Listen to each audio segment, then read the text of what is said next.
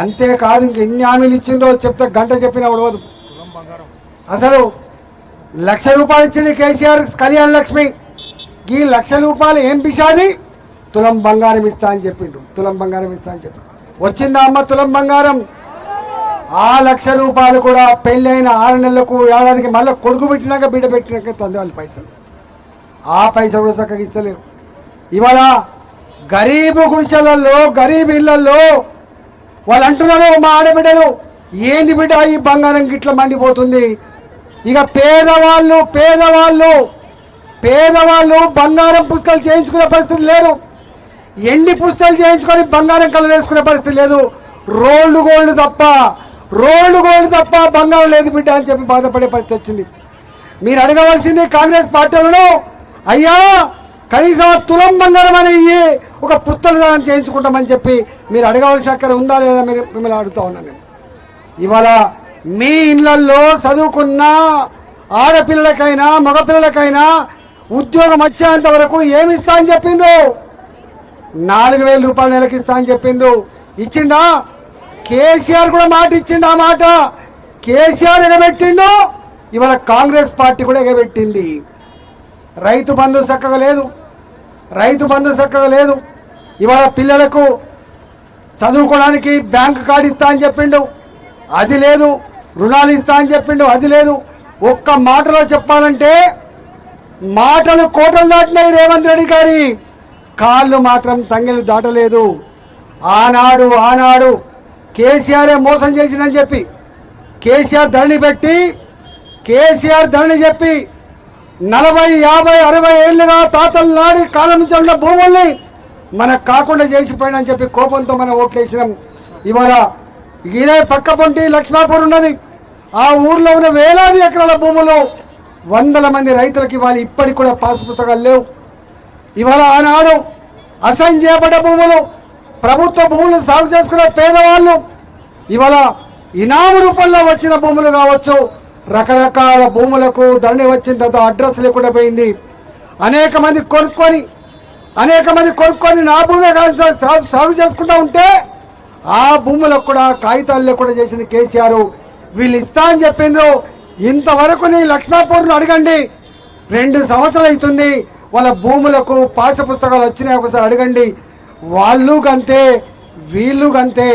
ఇవాళ భారతీయ జనతా పార్టీ నరేంద్ర మోడీ గారు చాలామంది అనుకుంటారు ఇది మున్సిపాలిటీ కాకముందు ఏముండే?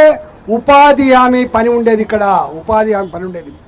మీరు ఎవరినన్నా అడగని చదువుకున్నారని మన పిల్లలందరి ఇంట్లల్లో పెరిగే చెట్టుకు పైసలు ఎవరిచ్చిండు?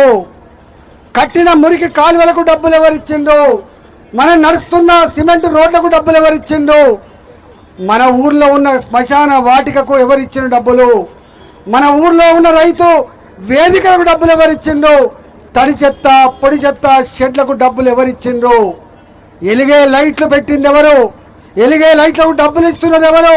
కరెంటు బిల్లులు కడుతున్నది ఎవరు? మన మున్సిపాలిటీలో పనిచేసే కార్మికులకు జీతాలు ఇస్తుంది ఎవరు? కాంగ్రెస్ వాళ్ళు కాదు సుమా, బీఆర్ఎస్ వాళ్ళు కాదు సుమా. నరేంద్ర మోడీ గారు 15th ఫైనాన్స్ కమిషన్ నిధులు వస్తేనే ఈ పైసలు వస్తున్నాయి. నేనంటలేనమ్మా, మీ ఎమ్మెల్యే గారు అంటున్నారు. నేను గెలిచిందే బాగానే కానీ నా చేతులు ఏం లేదంటాడు ఆయన. అంటాడా లేదా? ఓడిపోయిన ఆయననే ఎమ్మెల్యే లెక్క పనిచేస్తుండట, గెలిచిన ఆయన ఏం పనిచేస్తలేదట, రూపాయి లేదట, నా గవర్నమెంట్ లేదంటాడు.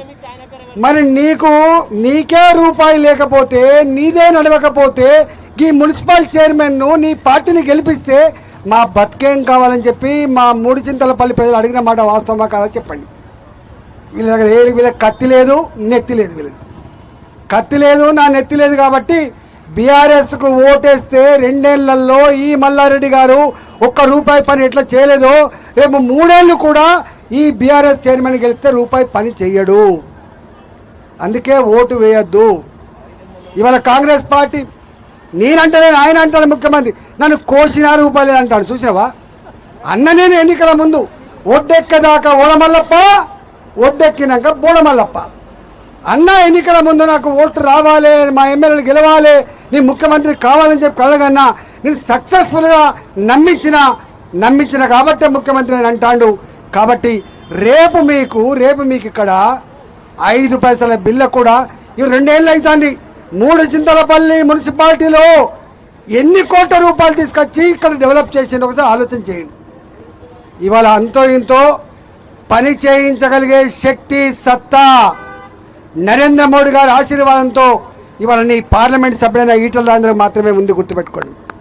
నా దగ్గరికి ఓ బోరు కావాలని చెప్పొచ్చినా, ఓ కమ్యూనిటీ హాల్ కావాలని చెప్పొచ్చినా, ఓ గుడి కావాలని చెప్పొచ్చినా, ఓ బడి కావాలని చెప్పొచ్చినా, ఓ రోడ్డు కావాలని చెప్పొచ్చినా దాన్ని నో అనకుండా లేదు అనకుండా చేయగలిగే శక్తిని నాకు కట్టబెట్టిండు. రేపు భారతీయ జనతా పార్టీ కౌన్సిలర్ అభ్యర్థిని మీరు గెలిపించండి. 2 పనులు చేస్తా. ఒకటి, పిలిస్తే పలికే కౌన్సిలర్ లాగా ఉండే ప్రయత్నం చేస్తాడు. మా వాళ్ళు ల్యాండ్ దందాలు చేయరు, మా వాళ్ళు లంచాలు తీసుకోరు, మా వాళ్ళు ప్రజలు వేధించరు.